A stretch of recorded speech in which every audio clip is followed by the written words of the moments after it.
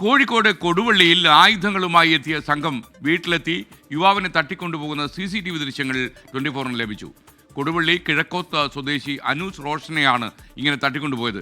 അനൂസ് റോഷന്റെ സഹോദരനുമായി ബന്ധപ്പെട്ട സാമ്പത്തിക പ്രശ്നങ്ങളാണ് ഇതിന്റെ പിന്നിൽ എന്നാണ് കൊടുവള്ളിയിൽ നിന്ന് ലഭിക്കുന്ന വിവരം. CCTV ദൃശ്യങ്ങൾ പ്രേക്ഷകർ ഇപ്പോൾ സ്ക്രീനിൽ കാണുന്നുണ്ട്. ഈ വണ്ടിയിലാണ് ഈ ദൗത്യ സംഘം എന്ന് വേണമെങ്കിൽ പറയാം ഇവർ സഞ്ചരിച്ചത്.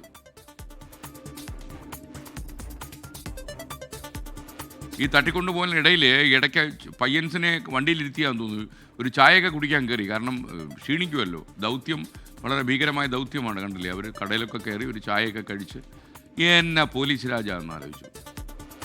സത്യം പറഞ്ഞാൽ ഈ കൊടുവള്ളിയിലൊക്കെ എന്താ സംഭവിക്കുന്നതെന്ന് ആഭ്യന്തര വകുപ്പ് ഒന്നുകൂടെ വിലയിരുത്തേണ്ട സമയം കഴിഞ്ഞു. ഇവിടെയൊക്കെ ഈ ക്രമസമാധാനം കൈവിട്ടു പോകും. കണ്ടില്ലേ, ഒരാളെയും തട്ടിക്കൊണ്ടുപോയി ഈസി ആയിട്ട് കടയിലൊക്കെ കയറി ചേട്ടൻ വരുന്ന വരവുണ്ടല്ലേ, മുണ്ടൊക്കെ മടക്കി കുത്തി. എന്നാ വരവായത്. കോഴിക്കോട് എന്ന വിവരങ്ങളുമായി ഷഹദ് റഹ്മാൻ ചേരുന്നു. ഷഹദ്, ഈ കൊടുവള്ളിയിൽ നിയമസമാധാനം നടപ്പിലാക്കാൻ പറ്റാത്ത സാഹചര്യം നിലവിലുണ്ടോ? ഈ തട്ടിക്കൊണ്ടുപോകലും സ്വർണ്ണം പൊട്ടിക്കലും അവിടെ നിരന്തര വാർത്തയായി വരുന്നുണ്ടല്ലോ.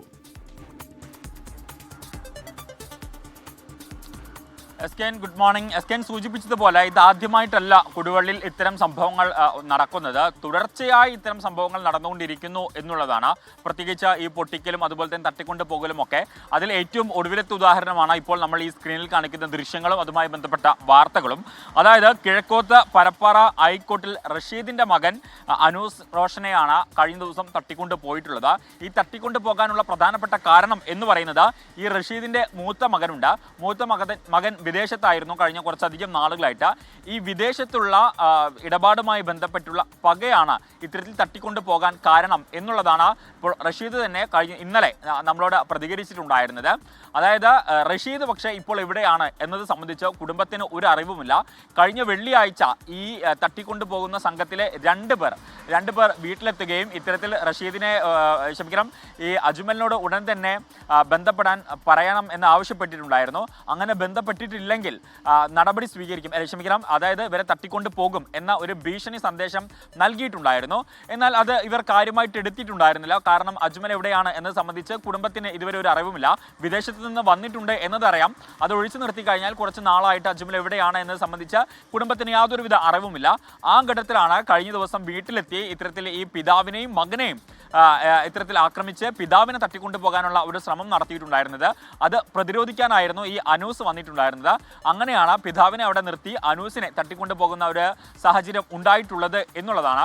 ഈ തട്ടിക്കൊണ്ടു പോകുന്ന ഘട്ടത്തിൽ അവരുടെ കയ്യിലുണ്ടായിരുന്ന ആയുധങ്ങൾ, അതിൽ കത്തി ആ വീട്ടിൽ വീണിട്ടുണ്ടായിരുന്നു. അത് പോലീസ് കണ്ടെടുത്തിട്ടുണ്ട്. മറ്റ് അന്വേഷണം നടക്കുന്നത് പ്രധാനമായിട്ടും ഈ CCTV ദൃശ്യങ്ങൾ കേന്ദ്രീകരിച്ചുകൊണ്ടാണ്. അതിലൊരു CCTV ദൃശ്യമാണ് ഇപ്പോൾ നമ്മൾ സ്ക്രീനിൽ കാണിക്കുന്നത്. അതായത് പരപ്പാറ അങ്ങാടിയിൽ നിർത്തി ചായ കുടിക്കുന്നതിൻ്റെ ദൃശ്യങ്ങളാണ് ഇപ്പോൾ നമ്മൾ സ്ക്രീനിൽ കാണിക്കുന്നത്. എന്തായാലും പോലീസ് ഇതുമായി ബന്ധപ്പെട്ട് ഊർജിതമായിട്ടുള്ള അന്വേഷണം നടത്തി വരികയാണ്. ഇതുമായി ബന്ധപ്പെട്ട് ആദ്യം തന്നെ ഈ അജ്മലിനെ കണ്ടെത്തണം. എന്താണ് ഇവർ തമ്മിലുള്ള പ്രശ്നം അല്ലെങ്കിൽ സാമ്പത്തിക ഇടപാട് എന്നത് സംബന്ധിച്ചും എന്തായാലും ഇത് അന്വേഷണം പോകും എന്നുള്ളതാണ് നമുക്ക് ലഭ്യമാകുന്ന വിവരം. അതോടൊപ്പം തന്നെ ഈ തട്ടിക്കൊണ്ട് പോയിട്ടുള്ള ഈ യുവാവിന് യാതൊരു പ്രശ്നങ്ങളും ഇല്ലാതെ തിരിച്ചെത്തിക്കാനുള്ള നടപടിയും പോലീസിന്റെ ഭാഗത്ത് നിന്ന് ഉണ്ടാകുന്നുണ്ട്. ഷഹദ് റഹ്മാനാണ് വിവരങ്ങൾ നൽകിയത്. എന്തായാലും കൊടുവള്ളിയുടെ കാര്യത്തിൽ പോലീസ് ഒരു തീരുമാനം ഉണ്ടാക്കണം. കാര്യം ഈ കള്ളക്കടത്ത് സംഘവും സ്വർണ്ണപ്പൊട്ടിക്കലുകാരും അതുപോലെ ഈ സാമ്പത്തിക ഇടപാടുകൾ വരെ ആൾക്കാരെ തട്ടിക്കൊണ്ടുപോകുന്നതൊക്കെ ഒരു സാധാരണ ചിത്രമായി കൊടുവള്ളി നമ്മോട് വിളിച്ചു പറയുകയാണ്. കൊടുവള്ളിക്ക് മാത്രമായി ഒരു നിയമവ്യവസ്ഥയോ എന്ന് നമ്മൾ ചിന്തിച്ചു പോകുന്ന രീതിയിലാണ് കാര്യങ്ങളുടെ പോക്ക്. കർക്കശമായ നടപടികൾ വേണം. പോലീസിൻ്റെ സാന്നിധ്യം എന്താണ് എന്ന് കൊടുവള്ളിയിലെ ഈ സാമൂഹ്യ വിരുദ്ധന്മാർക്ക് മനസ്സിലാക്കണം. കൊടുവള്ളിയിലുള്ള ആൾക്കാരൊക്കെ സ്നേഹസമ്പന്നരാണ്. നമ്മൾ കൊടുവള്ളിയിൽ പോവുകയൊക്കെ ചെയ്തതാണ് ഈ SKN40 സമയത്ത്.